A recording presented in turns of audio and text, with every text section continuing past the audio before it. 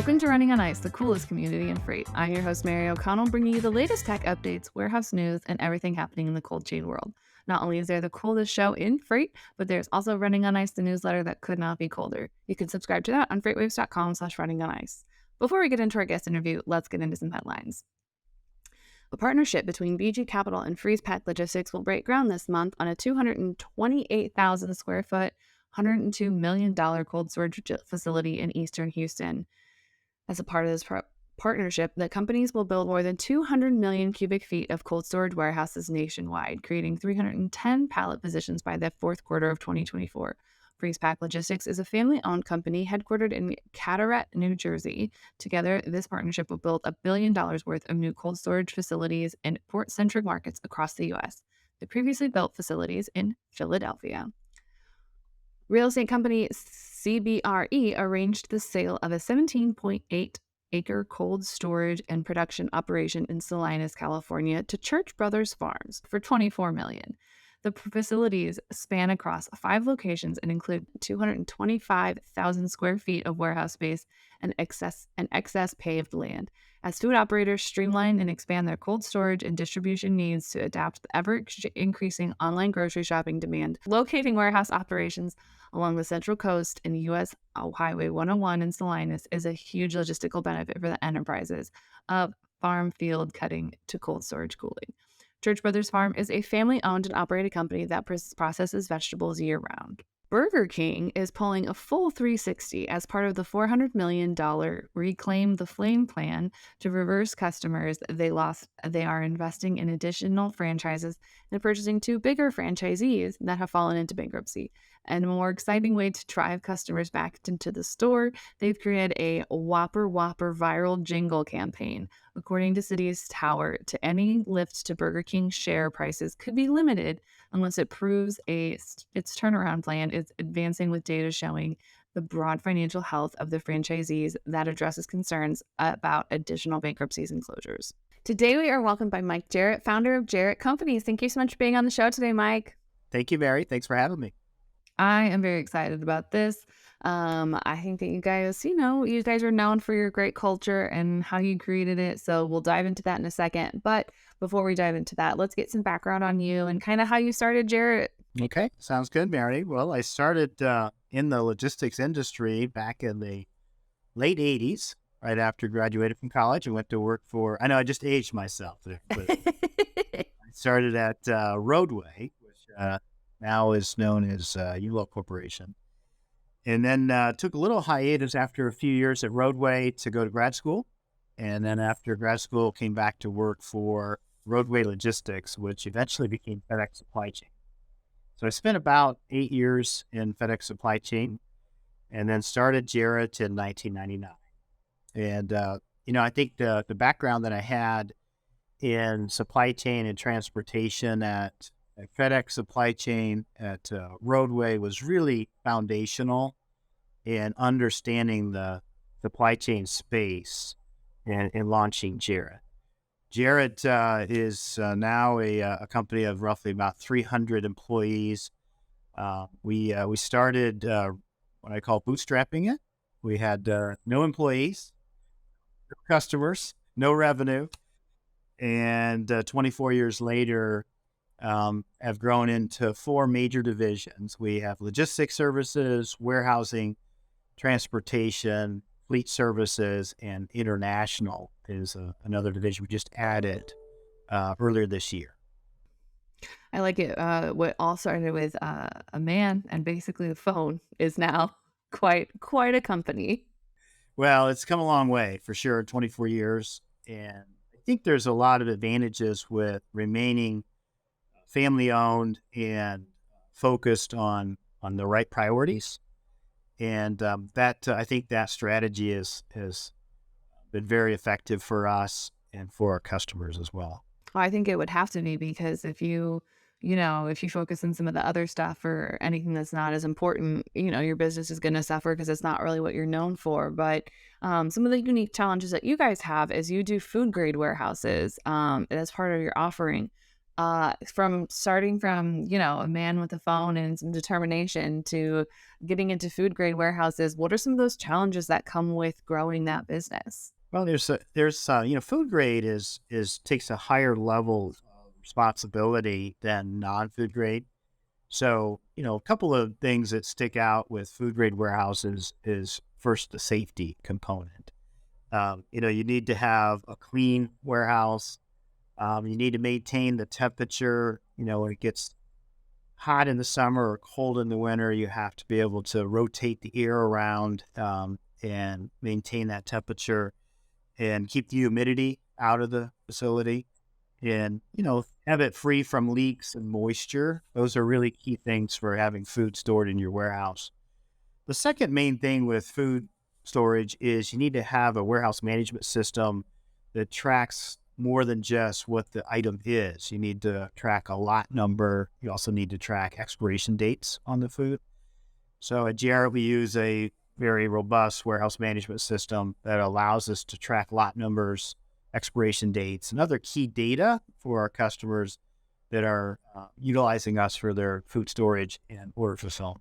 I think that's like super important because like you said, it's kind of, I guess if you've worked in a restaurant, you have some chicken that might be marinating. You definitely don't want to leave that chicken there for like a week. And then try to serve it to somebody because that's how everybody gets sick.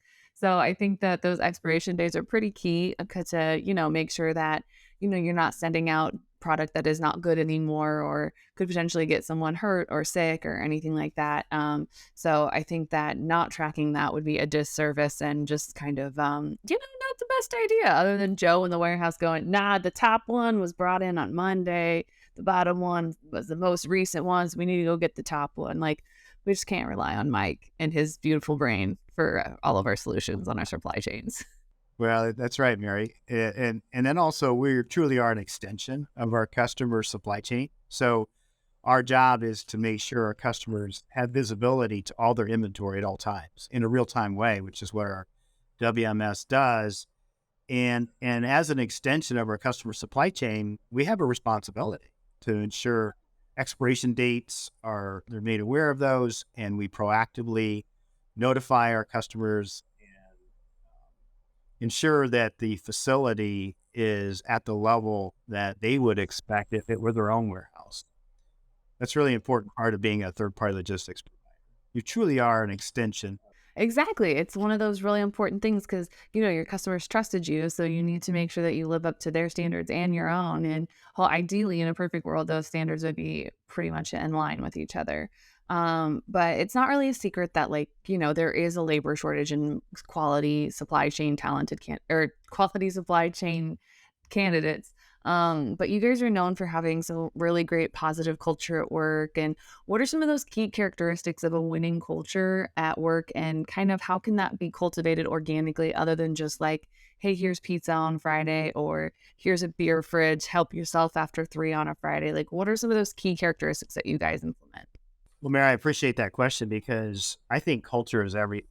I think, I'm a big fan of Peter Drucker. He was a leadership guru from the 1980s. And he said back in the mid 1980s that culture eats strategy for breakfast 7 days a week. And he was ridiculed for that back in the day.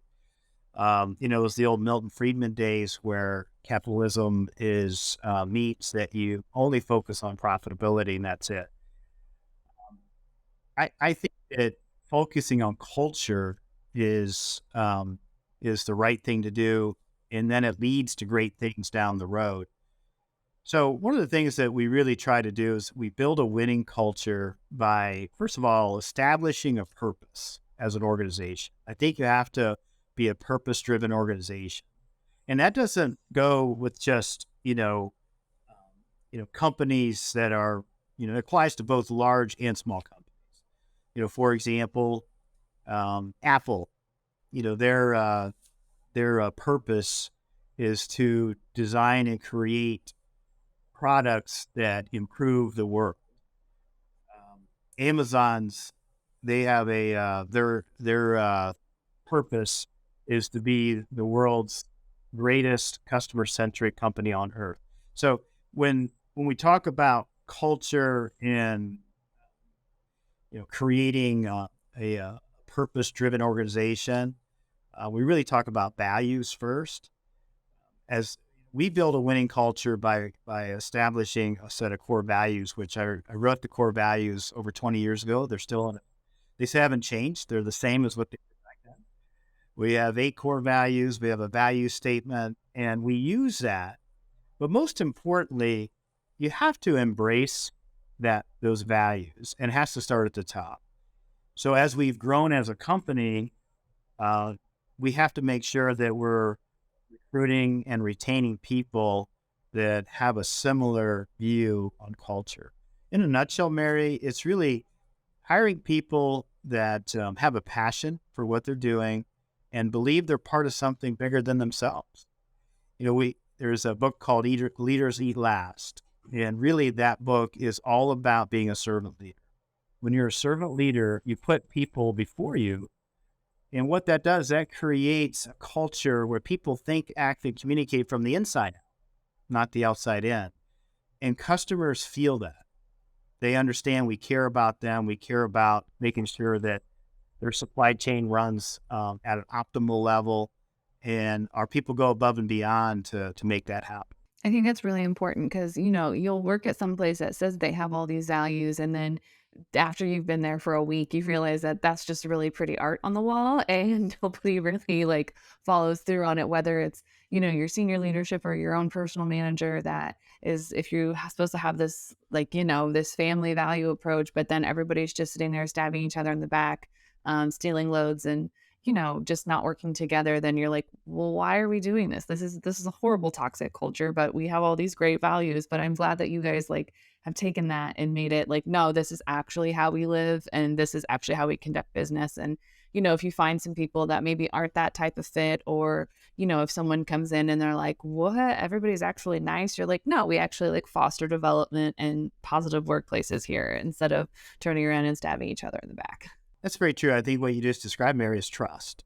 And I think when people trust each other, and that trust starts at the top and works its way throughout the entire organization, employees have a different way of approaching their job because they feel like they're valued. They feel like their work matters. They receive fulfillment from what they do each day. We call it the 3 R's. We recognize, we reward, and then we rejoice. When you recognize people for a job well done, they appreciate that. When you reward people for going above and beyond, it really makes a difference for them. And then lastly, when we have success, we celebrate it. We rejoice at success.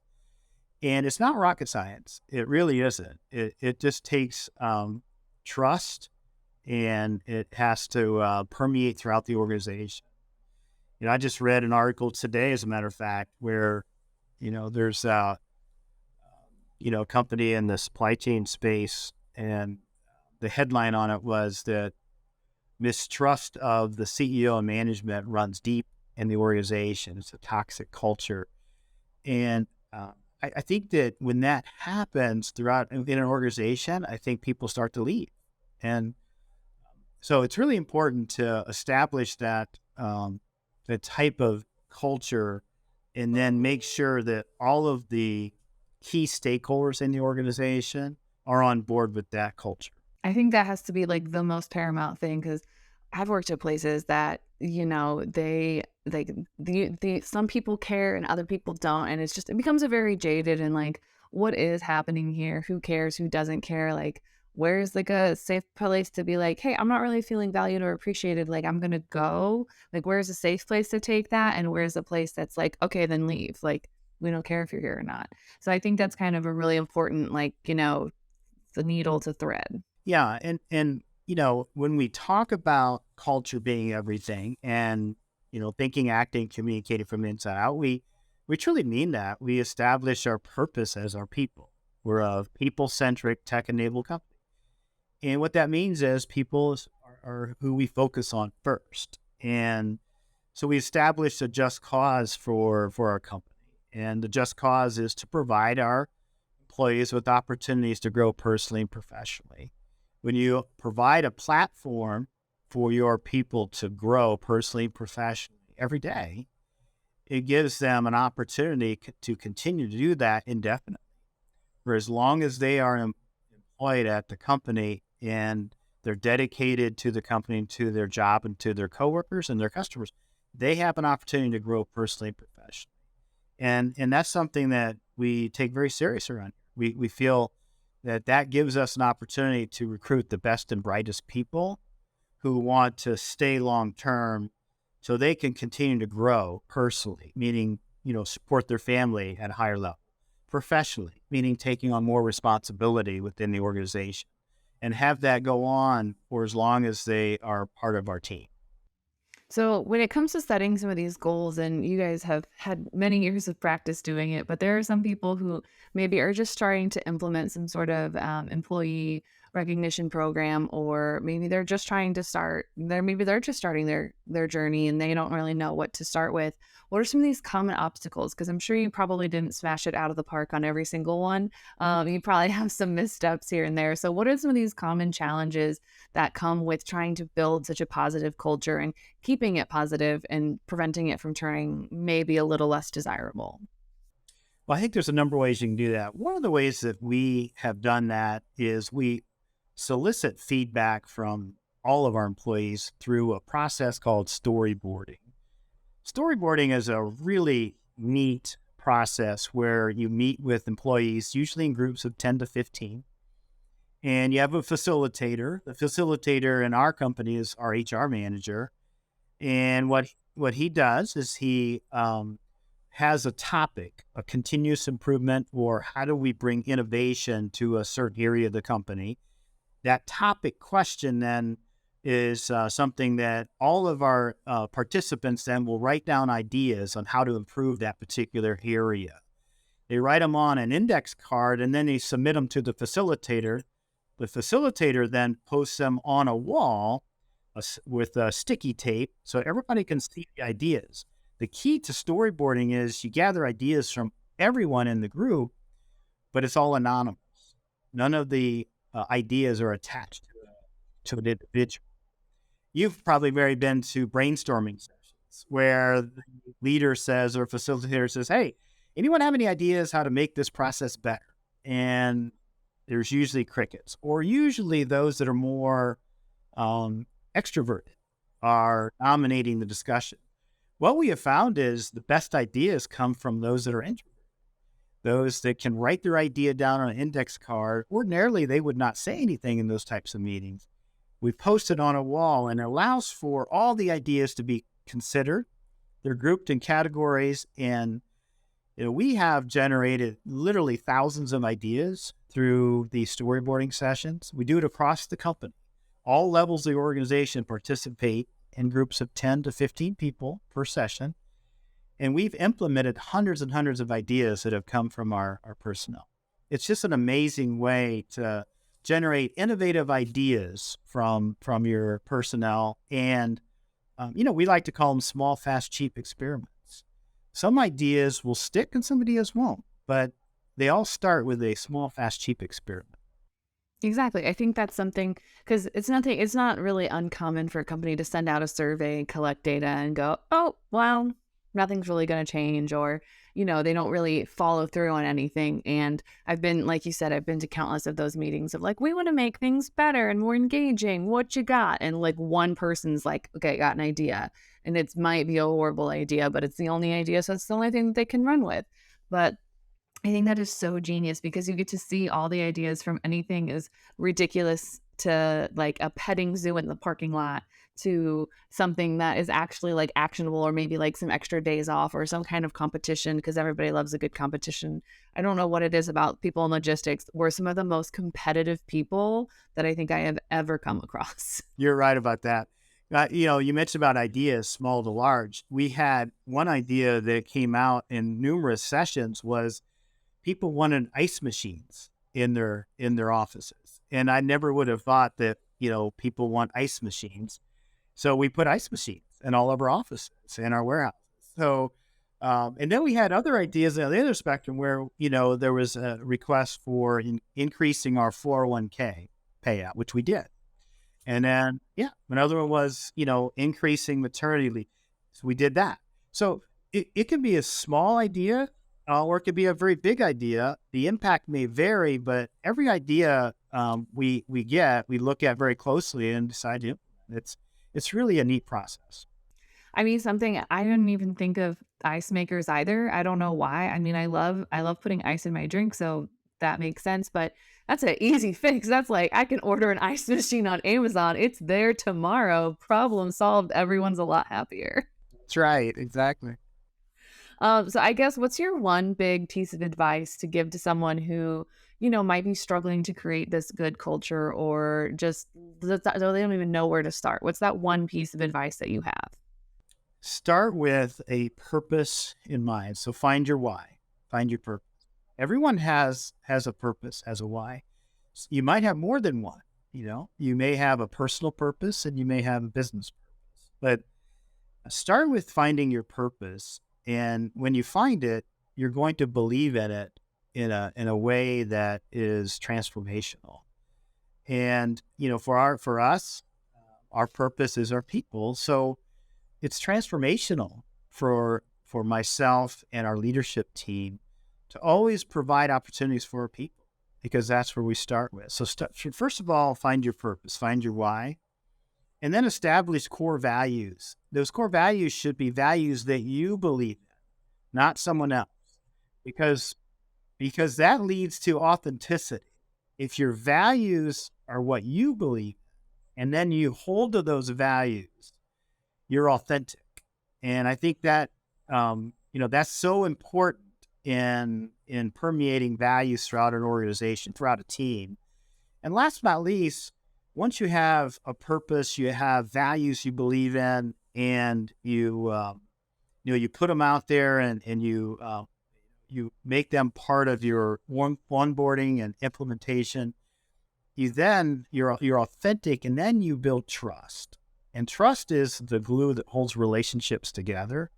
Trust is important within your organization amongst your coworkers, because you want them to care about each other and care about the team and care about the customer.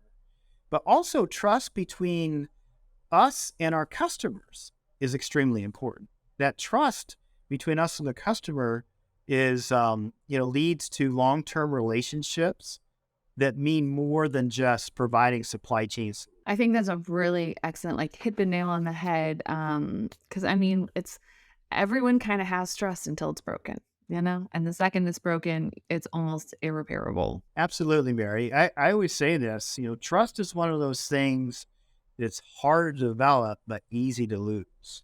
All it takes is one situation where you've lost the trust of someone that you've had that trust with for many, many years. So don't do that. Don't do it. Don't put yourself in a position where you are, misleading, dishonest, because it's so hard to build trust, but man, it's easy to lose. It is. It is. Not really related to trust in any way, shape, or form, but it's kind of fun. We have a question that we ask everyone on the show. And so this time it is your turn. It might be the hardest question you get asked all day today. Is cereal a soup? Is cereal a soup? That definitely is the most unique question I've been asked all day. That's for sure.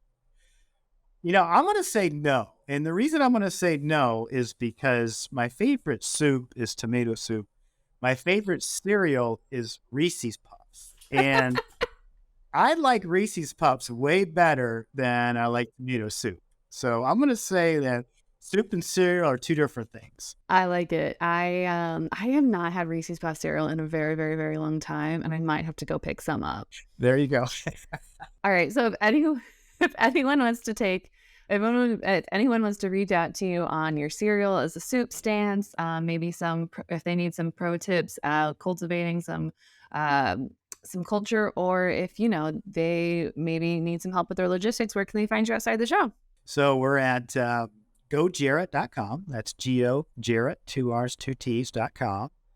That's the best place to find us at our website.